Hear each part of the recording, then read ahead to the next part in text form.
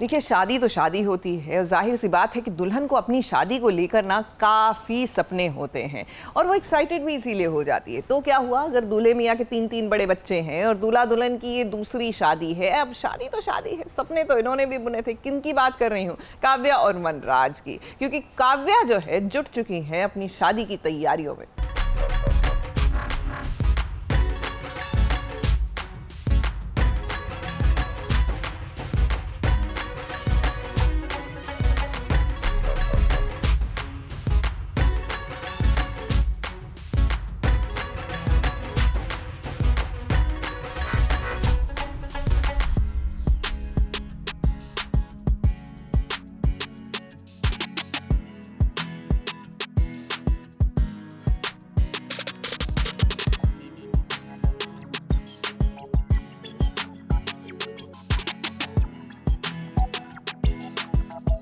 काव्या का तलाक हो गया है, अब वो भी एकदम फ्री हो गई है। इसीलिए तो वो अब वनराज और उसकी शादी में जुट गई है।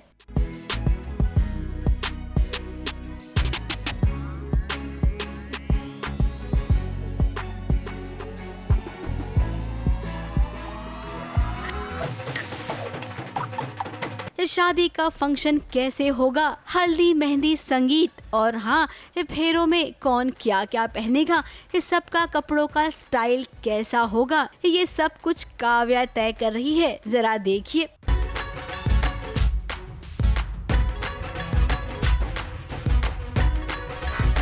पाखी के लिए तो उसने खास ड्रेस की तैयारी की है। अब काव्या नहीं समझ रही है कि वनराज के लिए ये सब कितना एम्बैरेसिंग है। जिसके 3 बड़े बड़े बच्चे हो वो भला अपनी शादी धूमधाम से कैसे कर सकता है। हाँ, मतलब हमारी कहानी कुछ ऐसे मोड़ पे है जहाँ पे हर सिचुएशन उल्टी चल रही है। पहले वनराज अनुपमा से अलग होना चाहते थे, अब वो अनुपमा के साथ रहना चाहते हैं। पहले वो काव्या से शादी करना चाहते थे, अब वो काव्या के साथ नहीं रहना चाहते। तो उनके दिमाग में हमेशा ये कन्फ्यूजन रहता है कि मैं इधर जाऊं या उधर जाऊं।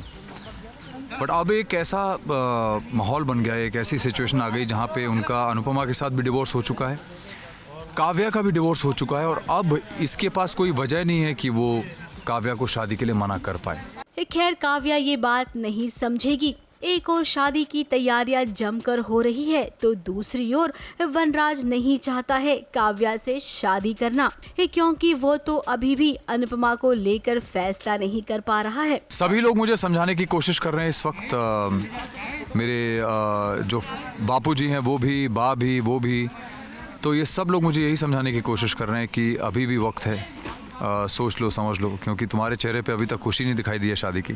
अनुपमा का जल्द ही कैंसर का ऑपरेशन होने वाला है। इस बात को लेकर वनराज में चिंता है, लेकिन अनुपमा तो अनुपमा है। अब उसने बीड़ा उठाया है कि अपनी जिम्मेदारी खुद लेगी। जो लोग कहते हैं कि औरत को समझना मुश्किल है, उन लोग को एक बार आपको आके मिलना चाहिए। आपको समझने के लिए तो भगवान जी को भी 4-5 देवताओं की कमेटी बिठानी पड़ेगी। हाथ जोड़ती हूँ आपको जो करना है कीजिए, बस मुझे इसमें मत घसीटिए। जिंदगी में आने वाली चुनौतियों का सामना वो खुद करेगी। अब वो एक स्वाभिमानी औरत है और इसका जवाब उसने वनराज को भी अच्छे से दे दिया है। नहीं, सुबह का भूला अगर शाम को घर लौट आए तो उसे भूला नहीं कहते, पर वनराज जो है वो भूलेगा नहीं। तो अनुपमा ये जानती है कि कुत्ते की दुम सीधी हो सकती है लेकिन वनराज नहीं। इसीलिए काफ़ी लोग कहते हैं कि अरे अनुपमा को किस बात की इतनी अकड़ है, क्यों नहीं माफ़ किया। बेचारा पति रो रहा है, बेचारा पति हाथ जोड़ रहा है, बेचारा पति इतना गिड़गिड़ा रहा है, लेकिन बेचारे पति ने एक बार भी अनुपमा से नहीं कहा कि मैं काव्या को छोड़ दूंगा, मैं तुम्हारा भरोसा फिर से कभी नहीं तोड़ूंगा। अब वनराज और काव्या की शादी में भी थोड़ा बहुत टेंशन का माहौल तो रहेगा। हमें इंतजार है ये देखने का कि ये शादी होगी या नहीं।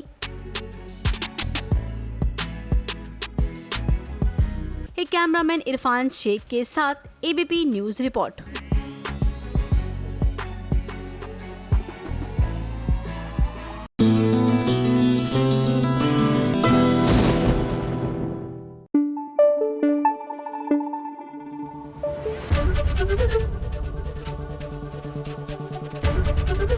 एबीपी न्यूज आपको रखे आगे।